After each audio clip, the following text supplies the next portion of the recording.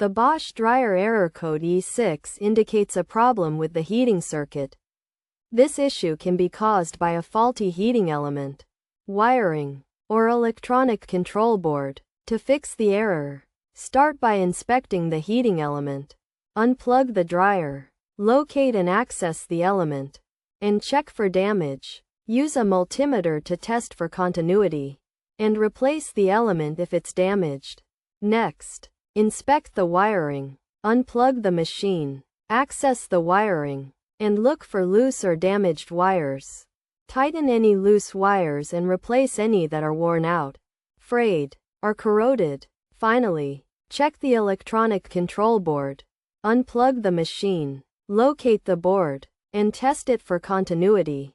Inspect the board for damage, burns, corrosion, or cracks, and replace it if necessary. If none of these steps resolve the issue, it may be best to contact a professional for further guidance.